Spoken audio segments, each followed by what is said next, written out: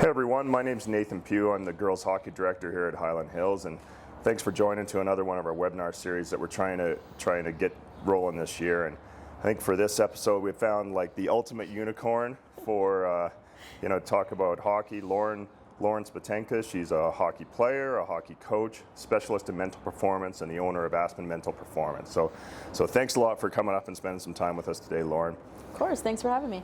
So could you give us just a little bit of your background, maybe your story of how you got into this field and how you got to where you are here today? Absolutely. So I grew up playing in Minnesota and had a pretty serious injury right before my freshman season, which was going to be an exciting year for me, at least I thought so. And I actually fractured a vertebrae, and they were like, you need to take the entire year to recover. Maybe you should talk to a sports psychologist.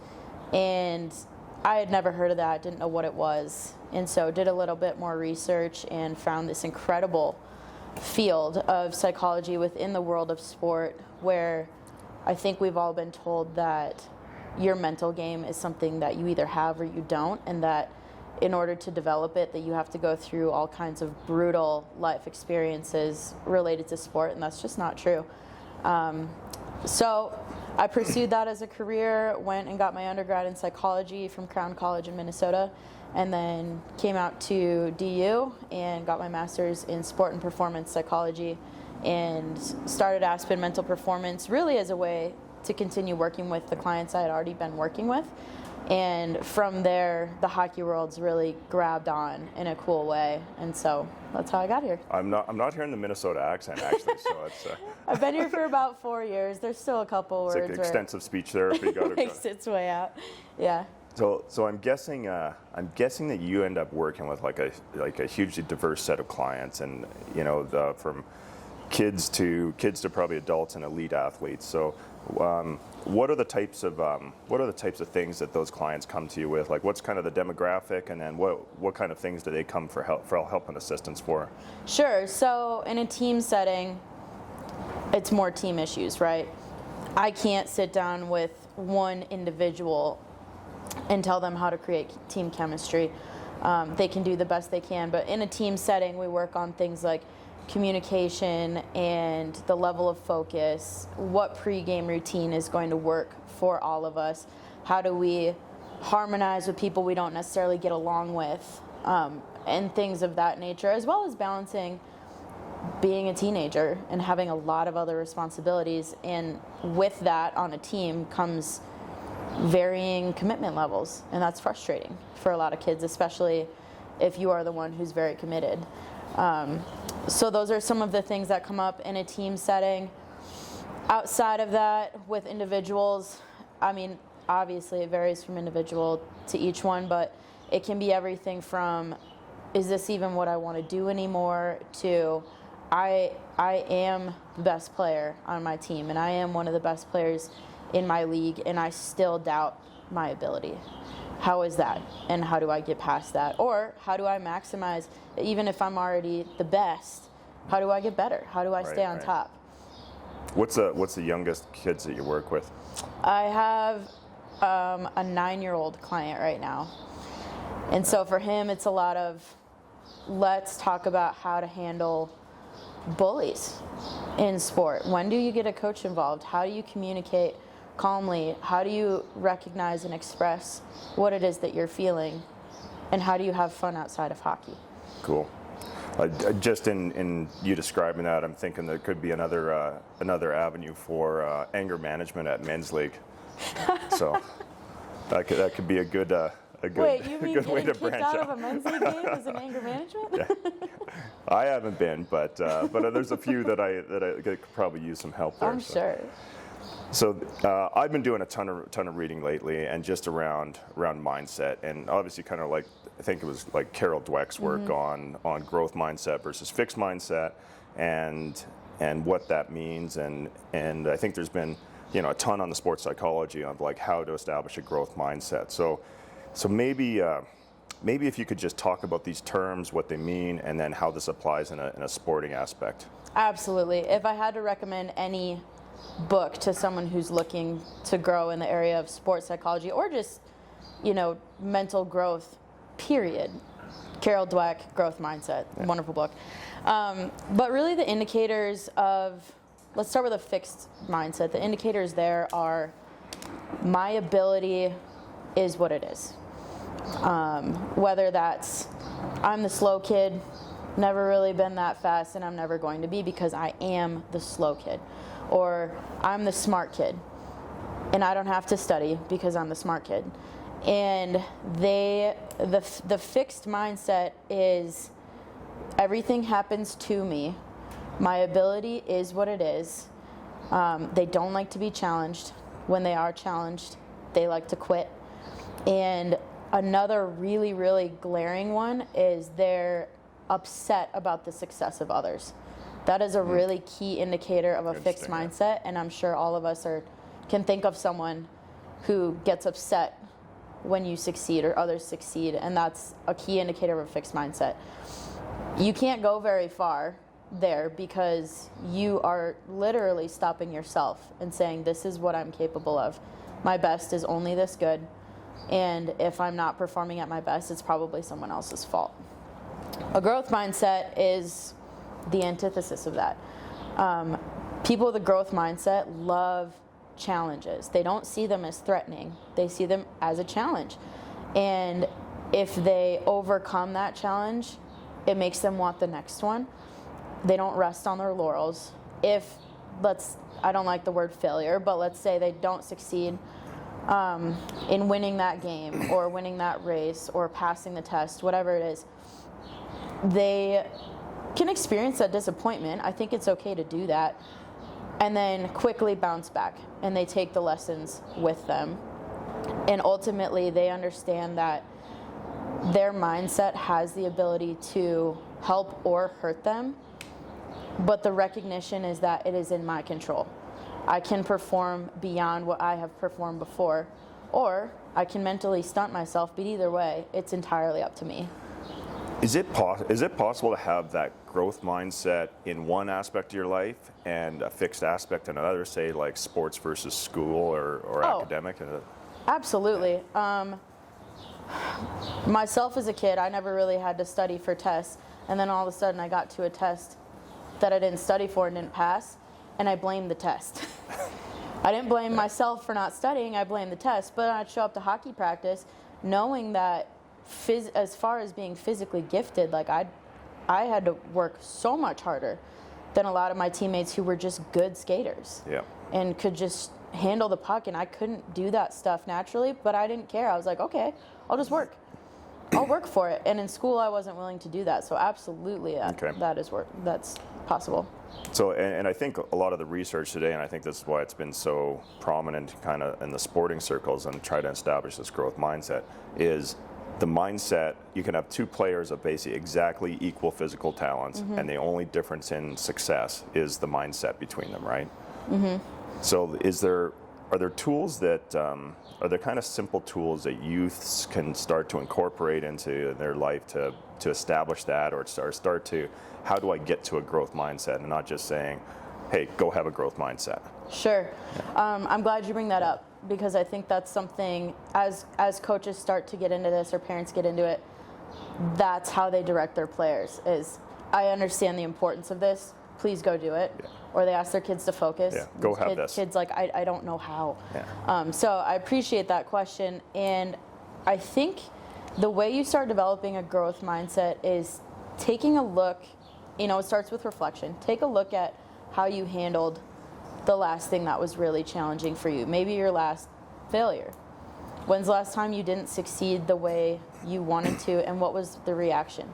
Did you take responsibility for it and learn a lesson and get better? Or did you find anyone and everyone to blame, let yourself be mad for too long? If you can't think of one, start putting yourself in some challenging scenarios. That doesn't mean, seek danger. That's not what I'm saying. But, have a hockey practice, something as simple as a practice, and empty the tank. Go as if it was your last game you're ever going to play, and go that hard in practice, and see when you run out of gas and what you do then. How do you respond to that? The next time your coach yells at you for doing something wrong, Are you mad at coach for yelling at you? Or do you fix the problem and take the message, even if it hurt your feelings a little bit? So seeking out challenge and paying attention to how you respond is what starts to, bring your awareness to your mindset, or even look for areas where you notice that you have a fixed mindset. How do you identify, are you the smart kid or the dumb kid? Fast kid or slow kid? I'm not a goal scorer.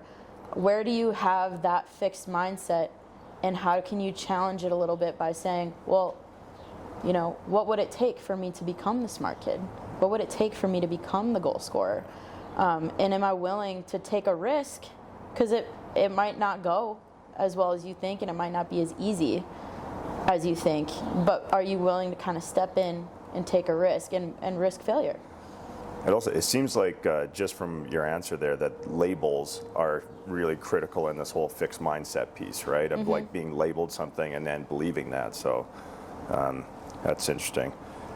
So the other thing that seems like it's almost a little bit at conflict with the growth mindset is the aspect of self-awareness, right? To have the growth mindset, you have to have some self-awareness about what your skill level is and be realistic with yourself. So, how do you balance that? But you also don't want to say, label yourself as, hey, I'm the slow kid, but realize, hey, this is an area that I need to improve. So what's the balance between that self-awareness and growth mindset piece? Totally. So you can't have a growth mindset without some level of self-awareness. And I think the more that you lean into the challenges, you become more self-aware of your ability, as well as the work that's in front of you if you want to work your way out of it. I had a kid last year who was a scratch maybe every other game, and when he did play, he was on the fourth line. And he's not the only player that was in that situation, right? So as we talk with these players off the ice, one said, I'm a big scratch guy. That's just how I am, and that's my role on this team. And I don't like it, but that's my role. Aware of his ability. Yep. Fixed mindset still, though. We had another kid say, this is I understand why I'm getting scratched. I don't like it. What do I need to become so that this is not my situation anymore? He still knew, and he thought he was, every team he had played on until then, he was the goal guy, the point guy. And we said, we have plenty of guys putting up points. We need someone who goes out and blocks shots and kills penalties. And he became, in a month, we gave him really specific stuff to do. In a month, he was starting every single game because we couldn't survive without him there. And he turned himself into the player that we needed, recognizing that his skill level when it comes to putting up points, it's not what we need right now. So he said, okay, let me find a different role. And that's a growth mindset. Both had a self-awareness level of where they're at. One said, this is just where I'm at, okay. And the other said, I get it, but I'm not happy with it. And I'm willing to completely change how I play the game to earn that playing time. Yeah. It reminds me of the story, like Kevin Lowe in the Oilers dynasty was like a super offensive defenseman, but that's not what they needed because they had Paul Coffey back there, right? So he ended up becoming like the stay-at-home defenseman because that's what the team needed. But exactly. Yeah. So another topic I think that comes up a lot is kind of like mental toughness, mental resiliency, and how do we build that? And kind of like back in the day, coaches used to kind of do some things that were questionable in terms of player safety. And so I think today, there's some things like one of the things that I do is like I walk straight into an ice cold shower first thing, and it's just getting over the mental hurdle of this is going to be uncomfortable, right? But let's just do it anyway. So, is there things that you can recommend from a coach's perspective that we could do to kind of increase that mental toughness, mental resiliency? One other thing that I'm just thinking of that we were doing is we'd have our girls do wall sits, but they have to create a story amongst themselves. So it's like, they're challenged physically, but they're also challenged to concentrate mentally at the same time. Is there any other things you can recommend like that? Yeah, so like the ability to think clearly when the body's under incredible stress. I think it's okay to use your body to build mental toughness to an extent. I mean, we don't want coaches out there just brutalizing their players to build mental toughness, because really what it builds a lot of times is injuries and bad habits. Yeah. Even something like a cold shower, it's like that has, you know, physiological benefits too. And yes, it's a mental hurdle that you have to get over to do it, especially every single day. Where I would argue that mental toughness is really built is immediately following the challenge. So yes, it's hard to get in a cold shower, but how hard is it really to get in a cold shower? When I think of my own experiences in developing mental toughness, it's overcoming an injury and not playing for a year and coming back. That's harder than even running hill sprints. The time scale of it, right? right? Yeah. Running hill sprints for a whole day with a sandbag, yeah, that's terrible. But like a year away from your sport, that's terrible. Yeah.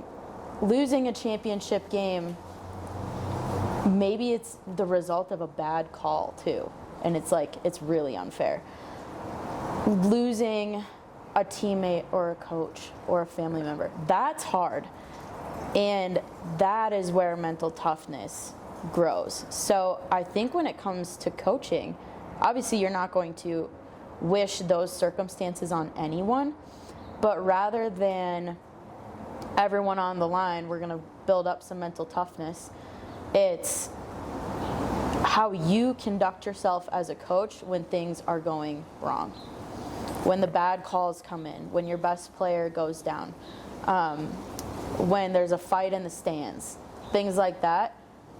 Your behavior as a coach shows your own mental toughness, and your players will follow. Great. And what you expect of them following a challenge, that builds mental toughness. And that includes everything from something going extremely wrong, like losing a championship game, to someone killed the drill because they weren't paying attention when you explained it. If you fly off the handle, I mean, there's, to an extent, you need to pay the price, let's get on the line, focus. But how you handle those little things, that's where mental toughness is. It's not showing up on game day and saying, when I'm really tired, I'm going to go 100%. Yeah. It's doing 100% in the little things off the ice or after the game. That's awesome advice, and it was not the answer I was expecting to that question. So Awesome. That's so Net, it's if you look at kids today and what they're juggling, kind of like family commitments, school, sport, and you know, I feel like burnout and overtraining is a real situation that we've got to watch for as parents and coaches. Is there any? And you know, I think that, you know, the thing that I've learned throughout the years is there's no difference between, you know, the central nervous system doesn't differentiate between mental stress versus physical stress. So when things are really bad at school or at home, it can carry on to the sports, right? Is there any kind of warning signs that you have for parents to look at, you know, from overtraining and burnout, so we can try to prevent that? Sure. Things to be looking for: when do they seem excited and when do they seem drained? If they're excited to go to school and you know, kind of resistant, or like when they have to go to hockey, or vice versa, and any other number of activities, who they talk about, you know, their hockey friends, their school friends, their orchestra friends, who is it that they talk about that stresses them out, and who is it that they talk about that they have fun with. Those are maybe things to be looking for. I will say kids are hard to read, and usually what you see is not what's going on. So the biggest thing I would tell parents, one, ask them. You know, if you think your kid's getting burned out, if they're not themselves, if they're tired all the time, ask them, are you doing too much? What is it that's draining you the most right now? And then the thing that I can't stress enough with parents is be accepting of the answer. Because if you have a passion for hockey and hockey is what you love and your kid's good at it, but it's killing them, you might have to deal with the disappointment of your personal disappointment with their honesty. So being accepting of the answer that your kids give you is going to be huge. If you tell them, well, sorry, that's just not an option. Like, you have to play hockey, or you will disappoint me so much. You just don't put the pressure on them to answer a certain way. And then, empathize with them. If you were struggling the way they are, and your boss said, yeah, I understand that your kid is sick and your car died and you have this other thing going on, but this project needs to get done, I really don't care. Or would you rather have them say, I'm sorry you're going through so many things right now. How can I support you? What do you need? So being there for your teenager and understanding that it might evoke some disappointment, and that's okay. And they need to not feel like you're the one they have to please. Okay, great. What do you see as the differences when you're working with female athletes versus male athletes? And I know you're working with Team Colorado girls right now. So, one thing is I feel like girls slip into negative self-talk a lot easier and more quickly. But is there any other differences that you find working between the two genders? Sure. I would say the boys slip in just as quickly. But what boys tend to do is look around the locker room and say, if the coach comes in and say, you guys need to pick it up, the boys are like, yeah, you guys need to pick it up. Where a girl's like, I personally need to pick it up. I know I have 5 points, but I need to pick it up. But boys, working with me in sessions and stuff, they're a little bit less engaged than the girls, which is okay. They like to be moving. They like to do activities and stuff, and that's what draws the connections for them. But boys have such a family feel. Even if there are problems within the team, they're over them quickly because they're like, these are my boys. And even if I'm super pissed at this guy, he's still a part of my family. And so for them, it's more a camaraderie thing. Let's bring you guys together and maybe do a little bit of critical thinking along the way. The girls, they're dialed in my sessions. They answer every question. They get every drop out of what I'm saying. But for them, the chemistry is tougher, and it shows up on the ice. I'm sure anyone who's ever been a girls coach, you can tell when there's drama because they can't perform. I shouldn't say they can't. Often they don't. So for girls, I don't want to say the opposite approach, but I will give them the individual tools that they need, and then also give them a space to kind of process how someone else might be feeling, and learning things like empathy and how to communicate clearly and how to ask questions. And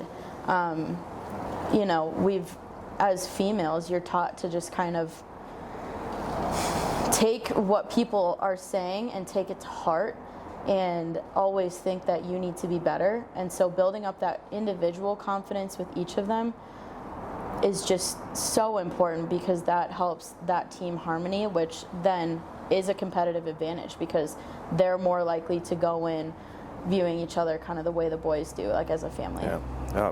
Yeah, really neat.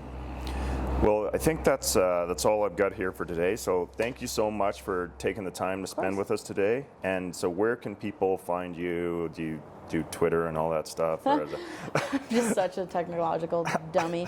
My email, aspenmentalperformance@gmail.com.